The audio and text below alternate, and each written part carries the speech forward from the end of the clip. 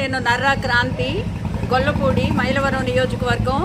బాబు గారి మీద మాకు చాలా గౌరవం, అభిమానం, నమ్మకం ఉండేది. కానీ ఈరోజు చెప్తున్నాను, బాబు గారి నిర్ణయం చాలా తప్పు నిర్ణయం అండి.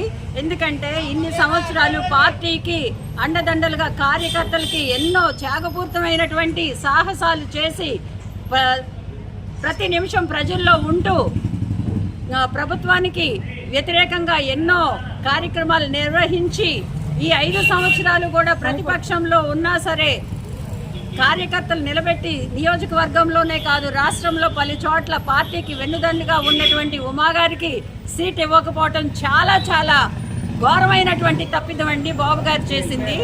మాకేం కర్మ పట్టింది అంటే ఓ వైసీపీ ఎమ్మెల్యేని తీసుకొచ్చి టీడీపీకి అభ్యర్థిగా నియోజకవర్గానికి నిలబెట్టమంటే మాకు టీడీపీలో ఇంతకన్నా మంచి అభ్యర్థులు లేరా? ఇది బాబు గారి ఫెయిల్యూర్ అని ఆయన ఒప్పుకుంటున్నారా? ఇది మాకు తెలియాలండి. ఇది చాలా అన్యాయం. మేమైతే ఊరుకోము. మేము వ్యతిరేకంగా చేయాల్సిన పరిస్థితి వస్తుంది. ఈ సీటు అయితే ఓడిపోవటం ఖాయం అండి. తెలుగుదేశం లిస్టులో ఈ సీట్ అయితే పడదు. 5 సంవత్సరాల నుంచి మేము ప్రతి గుమ్మానికి తిరిగి ఇదేమి కర్మ, తర్వాత బాట్లో ఎంత సిన్సియర్గా చేసాము, ఎంత త్యాగంగా, ఎంత బాగా చేసుకున్నాము. ఉమా గారిని మళ్ళీ గెలిపించుకొని మినిస్టర్గా చేసి గోదావరి నీళ్లు తెచ్చుకొని ప్రతి చేనుకి కూడా పంటలు చక్కగా పండించుకోవాలని ఇంత దమ్మున్న ధైర్యం ఉన్న నాయకుడికి సీటు ఇవ్వకపోవడానికి మీకు మనసు ఎట్లా వచ్చిందండి?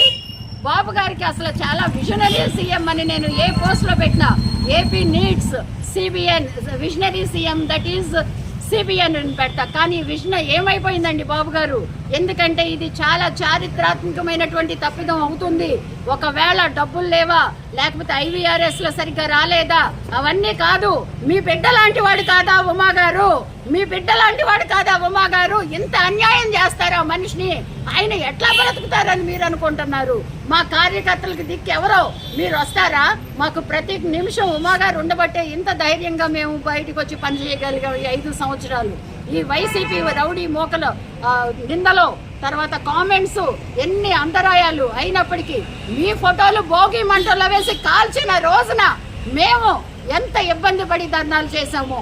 మీరు జైలుకి వెళ్ళిన రోజున ఎంత అన్ని రోజులు బయటకు వచ్చేదాకా ధర్నాలు చేసి ఎన్ని భయాలుకి ఇదైనా బెదిరించినా మేము చెల్లించకుండా మాకు బాబు గారే కావాలి రాష్ట్రానికని చేసినటువంటి మా నాయకుడిని, ఆయన దారిలో నడిచిన మమ్మల్ని చాలా అవమానించారండి. ఇప్పుడు మా పరిస్థితి ఏమిటి?